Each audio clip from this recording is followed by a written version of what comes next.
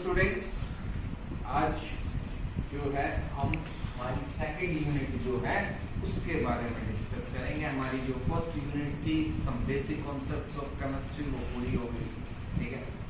उससे related numericals भी होने की, आपको असाइनमेंट भी दिया गया था, ठीक है। तो वो चैप्टर कंप्लीट हो गया। हमारी जो सेकंड यूनिट है structure of atom. Structure of atom, structure of atom के बारे में हम पढ़ेंगे कि एटम की स्ट्रक्चर क्या होती है, कौन कौन से हम उसके अंदर सब एलिमेंट्स प्रेजेंट होते हैं, लाइक इलेक्ट्रॉन, प्रोटॉन, न्यूट्रॉन, ठीक है। उनकी डिस्कवरी, हमारे पास टॉपिक ही वो है डिस्कवरी ऑफ इलेक्ट्रॉन। फिर डिफरेंट एक्सपेरिमेंट्स हम इसमें पढ़ेंगे, जैसे रदरफोर्ड एक्सपेरिमेंट, बोर्स मॉडल, या आप लोअर क्लासेस में भी आपने पढ़ा है, उनको हम फिर से डिस्कस करेंगे, ठीक है। डिटेल में करेंगे अच्छे से, ठीक है। तो सबसे पहला जो हमारा टॉपिक है वो है discovery of electron. Discovery of electron, ये यूनिट जो है काफी इंपॉर्टेंट है, ठीक है, क्योंकि बहुत सारी नई टर्म्स हम इसमें पढ़ेंगे। इलेक्ट्रॉनिक कॉन्फ़िगरेशन कैसे की जाएगी, ठीक है। हम ऑर्बिटल, हमने लोअर क्लासेस में पढ़ा है कि इलेक्ट्रॉनिक कॉन्फ़िगरेशन जो है वो इस तरीके से फिल की जाती है कि पहले शेल के अंदर 2 इलेक्ट्रॉन्स, फिर 8, फिर 18।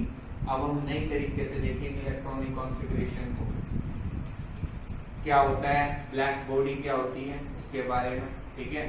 तो बहुत सारी नई टर्म्स मतलब हम पढ़ने वाले हैं इसके अंदर, तो काफी इंपॉर्टेंट है, स्टार्टिंग से ही समझना है, ठीक है। कोई डाउट रहती है तो जरूर पूछना।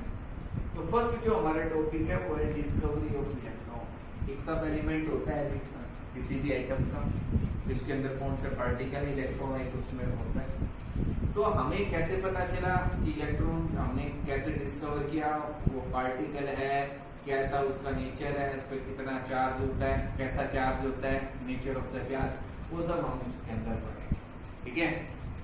तो विलियम क्रूक्स ने 1879 के अंदर, विलियम क्रूक्स ने 1879 के अंदर एक एक्सपेरिमेंट किया, ठीक है, जिससे हमें डिस्कवरी ऑफ जिससे हमें इलेक्ट्रॉन के बारे में पता चला, और उसको डिस्कवरी ऑफ इलेक्ट्रॉन एक्सपेरिमेंट भी बोल सकते हैं हम। क्या किया इन्होंने, एक डिस्चार्ज ट्यूब ली, मतलब इस ट्यूब को डिस्चार्ज ट्यूब बोला जाता है, जो बिल्कुल सील है, कोई इसके अंदर गैस एंटर नहीं कर सकती, ना एग्जिट कर सकती है, ठीक है। इसमें एक वैक्यूम पंप भी लगाया गया, ठीक है, गैसेस को रिमूव करने के लिए। अपनी मर्जी से कोई भी गैस इसमें से एस्केप नहीं कर सकती, ठीक है। एक वैक्यूम पंप दिया गया, 2 इलेक्ट्रोड्स थे, एक नेगेटिव एक पॉजिटिव, कैथोड और ये एनोड। इसको एक हाई वोल्टेज से कनेक्ट किया गया, और ये जो वैक्यूम पंप है ये गैसेस को रिमूव करने के लिए, मतलब इस ट्यूब के अंदर प्रेशर को कम करने के लिए लगाया गया कि अगर गैसेस ज्यादा रहेंगी तो प्रेशर ज्यादा रहेगा, और गैसेस कम रहेंगी तो प्रेशर कम रहेगा। कोई भी गैस है उसको हम फिल कर देंगे, ठीक है। तो ये क्या है, इसको क्यों यूज किया गया वो हम अभी पढ़ेंगे। कि हमने देखा कि जब इस ट्यूब के अंदर हाई प्रेशर था, इस ट्यूब जो हमारे पास डिस्चार्ज ट्यूब है, क्या है आपके पास डिस्चार्ज ट्यूब, इस डिस्चार्ज ट्यूब के अंदर जब हाई प्रेशर था तो हमने देखा कि कोई करंट फ्लो नहीं कर रहा है, कोई भी करंट फ्लो नहीं कर रहा है एयर के थ्रू, जो भी गैस है उसके थ्रू। लेकिन जब हमने प्रेशर को कम कर दिया वैक्यूम पंप की हेल्प से, जब हमने प्रेशर को बहुत ही कम कर दिया, नियर अबाउट 10⁻⁻⁴ एटमॉस्फेयर, इतना हमने प्रेशर कर दिया,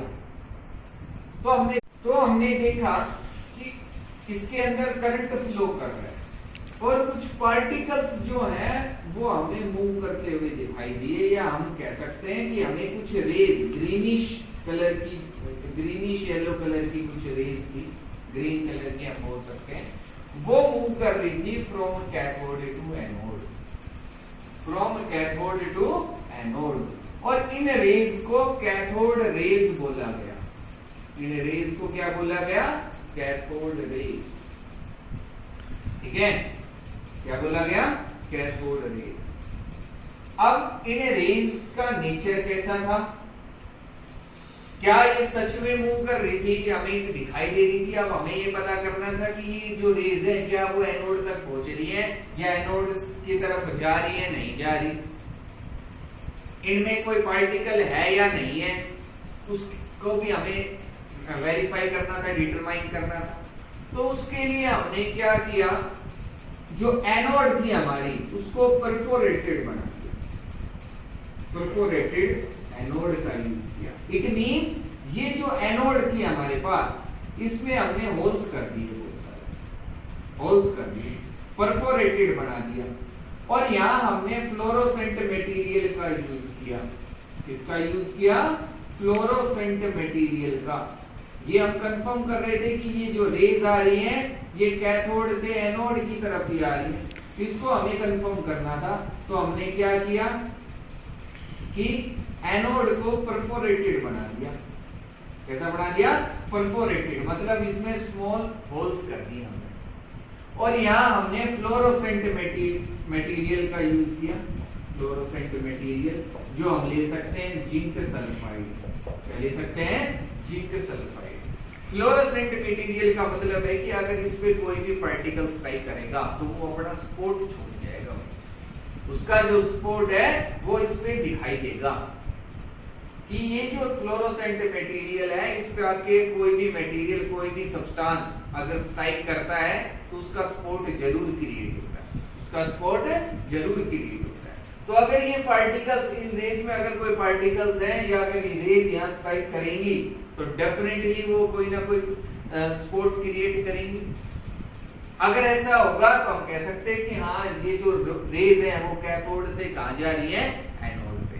कैथोड से कहां मूव कर रही थी? एनोड पे। और ऐसा ही हुआ कि जब परफोरेटेड हमने एनोड का यूज किया तो यहाँ हमें बहुत सारे स्पॉट्स दिखाई दिए, बहुत सारे स्पॉट्स दिखाई दिए, जिससे हमने कहा कि ये जो कैथोड है, ये कैथोड रेज जो है ये कहां मूव कर रही है? Cathode to anode, from negative electrode to positive electrode. ये इलेक्ट्रोड कैसा है? पॉजिटिव है, ठीक है, ये हमने कंफर्म कर लिया। अब ये जो रेज है इनकी क्या कैरेक्टरिस्टिक्स है? इनमें इनका पार्टिकल नेचर है या वेव नेचर है, कि इनमें कोई पार्टिकल प्रेजेंट है या नहीं है, ठीक है, उसका उस पे कैसा चार्ज है, क्या उस पे कोई चार्ज है भी या नहीं है, ये सब हमें कंफर्म करना था। तो उसके लिए हमने कुछ और इसमें मॉडिफिकेशन की। क्या कैरेक्टरिस्टिक्स थी इस रेज की वो अब हम डिस्कस करेंगे, ठीक है, जिससे वेरीफाई हो जाएगा कि रेज पे नेगेटिव चार्ज था, ठीक है, और ये इनमें कोई पार्टिकल प्रेजेंट है, इनका पार्टिकल नेचर भी था इन रेज के अंदर, ठीक है, वो सब हम इसके अंदर पढ़ेंगे। तो क्या कैरेक्टरिस्टिक्स है अब हम बोलेंगे। अगर हम कैरेक्टरिस्टिक्स की बात करें, प्रॉपर्टीज की बात करें कैथोड रेज की, तो फर्स्ट जो प्रॉपर्टी है, फर्स्ट जो कैरेक्टरिस्टिक है कैथोड रेज की वो क्या है? They produce a sharp shadow of the solid substance placed in their path, which these rays which shows that these rays traveled in a straight path। कि ये जो रेज है वो एक स्ट्रेट पाथ में ट्रेवल कर रही है, कि कोई भी शेडो क्रिएट हो रही है, कि मेरा हैंड है इसके अंदर यह शेडो आ रही है, तो मतलब जब लाइट आ रही है तो वो स्ट्रेट पाथ में ट्रेवल कर रही है, स्ट्रेट लाइन में ट्रेवल कर रही है। अगर उसका पाथ स्ट्रेट नहीं होता तो लाइट इधर आ जाती और इसकी शेडो क्रिएट नहीं होती, लेकिन जो लाइट है वो एक स्ट्रेट पाथ में ट्रेवल करती है जिसकी वजह से ही शेडो क्रिएट होती है। और ये जो रेज थी ये भी शेडो क्रिएट कर रही थी, तो इसका मतलब है कि ये भी एक स्ट्रेट पाथ में ट्रेवल करती है, ये भी एक स्ट्रेट पाथ में ट्रेवल करती है, ठीक है। तो फर्स्ट तो ये हमने प्रॉपर्टी को ऑब्जर्व किया। अब सेकंड जो प्रॉपर्टी थी वो क्या थी कि if a light paddle wheel is placed in their path the wheel begin to rotate which shows that cathode rays are made up of material particles. कि अगर हम हमारी जो रेज थी वो मूव कर रही थी from cathode to anode, from cathode to anode, ये नेगेटिव और इस पे पॉजिटिव चार्ज इधर मूव कर रही है। हमने क्या किया, एक पैडल व्हील जो था वो प्लेस कर दिया इसके बीच में, एक पैडल व्हील को क्या किया? प्लेस कर दिया। अब ये पैडल व्हील जो था जब पार्टिकल्स स्ट्राइक करेंगे तो ये इस तरीके से मूव करने लगा। ये जब रेज इस पे स्ट्राइक की तो ये मूव करने लगा। तो कोई भी पेडल व्हील है वो कब स्ट्राइक करता है? पेडल व्हील मतलब हमने एक व्हील लगा दिया बिल्कुल फ्रिक्शनलेस, मतलब जिसमें फ्रिक्शन क्या था, मिनिमम था और बिल्कुल लाइट पेडल था, ठीक है। तो जब इस पे कैथोड रेज स्ट्राइक की तो ये मूव करने लगा। अब कोई भी, ये पेन है, ये मार्कर है मेरे पास, अगर इस पे लाइट अगर गिर रही है तो ये अब तो मूव कर नहीं रहा, नहीं कर रहा। लेकिन अगर मैंने इसको हैंड से टच किया तो ये मूव कर रहा है, मतलब जब इस पे फोर्स लगेगी, कोई पार्टिकल स्ट्राइक करेगा तब ये मूव कर रहा है। तो यहाँ भी ऐसा ही था कि कोई पार्टिकल जब इस पे कुछ पार्टिकल्स अगर स्ट्राइक करेंगे तभी ये मूव कर सकते हैं। तो हमारे पास तो यहाँ कैथोड रेज थी, तो इसका मतलब ये जो कैथोड रेज है इनमें कोई पार्टिकल प्रेजेंट है जो इस व्हील के पेडल्स पे स्ट्राइक कर रहा है और उसको मूव करवा रहा है। सेकंड जो ऑब्जर्वेशन था वो हमारे पास ये था। तो हमने कहा कि जो कैथोड रेज है इनमें कोई पार्टिकल प्रेजेंट है, ठीक है। अब उसका नेचर कैसा है वो हमने नेक्स्ट एक्सपेरिमेंट से क्या है वो देखते हैं, नेक्स्ट प्रॉपर्टी पे। नेक्स्ट जो हमारे पास कैरेक्टरिस्टिक है कैथोड रेज की जो प्रॉपर्टी है वो क्या थी कि अगर हमारे पास कोई इलेक्ट्रिकल और मैग्नेटिक फील्ड नहीं है तो ये जो रेज है ये एक स्ट्रेट लाइन में ट्रेवल करती है। In the absence of electrical और magnetic field these rays travel in straight lines, तो ये स्ट्रेट लाइंस में ट्रेवल करती है। लेकिन अगर हम इलेक्ट्रिक फील्ड या मैग्नेटिक फील्ड क्रिएट करते हैं हम, या उसकी प्रेजेंस में क्या आएगा, क्या होगा, क्या डिफ्लेक्शन आएगा, तो वो उसके लिए हमारे पास नेक्स्ट पॉइंट है। क्या कहता है वो point? In the presence of electric field cathode rays deflected towards positive electrode. और अगर हम इसमें एक इलेक्ट्रिक फील्ड और क्रिएट करते हैं कि हमारे पास जो डिस्चार्ज ट्यूब थी, जो हमारे पास डिस्चार्ज ट्यूब थी, इसमें एक तो आपके पास क्या था, एनोड, और एक क्या था इधर, कैथोड, ठीक है। कैथोड पे कैसा चार्ज था, नेगेटिव, और इस पे कैसा चार्ज था, पॉजिटिव, और ये इलेक्ट्रोड्स इधर, ये जो रेज है वो यहाँ मूव कर रही है। तो हमने क्या किया, यहाँ दो इलेक्ट्रोड्स को रिप्लेस किया, एक आपके पास कैथोड और दूसरी एनोड। इस पे पॉजिटिव चार्ज, इस पे नेगेटिव चार्ज। तो हमने देखा कि ये जो रेज है वो डिफ्लेक्ट हो गई। क्या हो गई? डिफ्लेक्ट हो गई towards positive electrode, towards positive electrode. यहाँ लो वोल्टेज की हमने इलेक्ट्रोड्स प्लेस की। तो हमने देखा इलेक्ट्रिक फील्ड की प्रेजेंस में इनके पाथ में कुछ डेविएशन आ गई, ये अपने पाथ से डेविएट हो गई और काम कर गई टुवर्ड्स पॉजिटिव इलेक्ट्रोड। ये हमें शो कर रहा था कि this experiment shows that these rays carry negative charge. These rays carry negative charge. इसने हमें बताया कि जो आपके पास कैथोड रेज है उन पे कैसा चार्ज है, नेगेटिव चार्ज, ठीक है। तो हमने देखा। अब हमने देखा कि हम कोई भी गैस ले लें, कोई भी इलेक्ट्रोड ले लें, ठीक है। और हमने क्या ऑब्जर्व किया कि अगर हम गैसेस को चेंज कर रहे हैं, इलेक्ट्रोड्स को चेंज कर रहे हैं, कि ये जो इलेक्ट्रोड्स हैं वो कार्बन के भी हो सकते हैं, कॉपर के भी हो सकते हैं। जो गैस है वो हाइड्रोजन, नाइट्रोजन, ऑक्सीजन, मतलब कोई भी गैस हम फिल कर सकते हैं। तो हमने देखा सभी गैसेस में ऐसा हो रहा है। सभी गैसेस में कोई ना कोई मिनिमम प्रेशर पे, मतलब एक प्रेशर हमारे पास ऐसा आएगा कि जिसमें कैथोड रेज जनरेट होंगी और वो मूव करेंगी कैथोड से एनोड। तो ये हमें शो करता है कि जितने भी एटम्स हैं, जितने भी पार्टिकल्स हैं, सभी में इलेक्ट्रॉन्स हैं। ये हमें क्या शो करता है कि ये nature of the electrode and nature of the gas पे डिपेंड नहीं करती कैथोड रेज, ये सभी में होती, मतलब सभी में इलेक्ट्रॉन प्रेजेंट होता है। ये जो कैथोड रेज है इनमें इलेक्ट्रॉन्स थे, उन पे कैसा चार्ज था, नेगेटिव चार्ज। तो इलेक्ट्रॉन पे हम आपने अब तक पढ़ा है कि कैसे चार्ज होता है, नेगेटिव। तो यही शो कर रहा था कि जो कैथोड रेज है इन पे नेगेटिव चार्ज है, और ये जो पार्टिकल्स है जो कैथोड रेज में प्रेजेंट है ये इलेक्ट्रॉन्स है। ये क्या है, इलेक्ट्रॉन्स है। अब जो नेक्स्ट पॉइंट है तो वो आप लिख सकते हो कि the nature the cathode rays the cathode rays are independent of the nature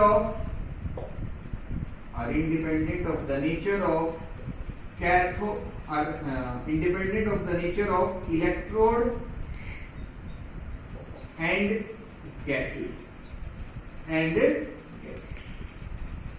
कि ये नेचर इलेक्ट्रोड के नेचर और गैसेस के नेचर से कैसा था, इंडिपेंडेंट था, which shows that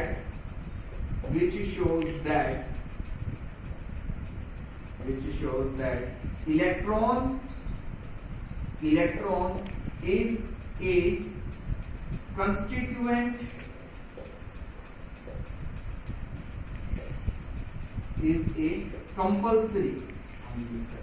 compulsory constituent of all particles or atoms की इंपॉर्टेंट कंपल्सरी कंस्टिट्यूएंट है किसी भी पार्टिकल का, किसी भी एटम का, ये हमें शो कर, ठीक है। क्योंकि अगर किसी गैस में अगर इलेक्ट्रॉन कैथोड रेज जनरेट नहीं होती तो इसका मतलब उसके अंदर तो ये है ही नहीं, लेकिन ऐसा तो होता ही नहीं है। इलेक्ट्रॉन तो जितने भी एटम्स है सभी में प्रेजेंट होता है, तो सभी में कैथोड रेज जनरेट होंगी डेफिनेटली, ठीक है। तो ये सब कैरेक्टरिस्टिक्स थी कैथोड रेज की, ठीक है। ये आपके पास कैथोड रे एक्सपेरिमेंट भी बोला जाता है, इसको क्या बोला जाता है, कैथोड रे एक्सपेरिमेंट, ठीक है। काफी इंपॉर्टेंट है, समझ में आ गया होगा आई थिंक आप सभी को, ठीक है। अब नेक्स्ट जो हम पढ़ेंगे कि चार्ज कितना होता है इलेक्ट्रॉन पे, ठीक है, चार्ज कितना होता है इलेक्ट्रॉन पे वो हम पढ़ेंगे, वो हम नेक्स्ट क्लास के अंदर ही करेंगे, ठीक है।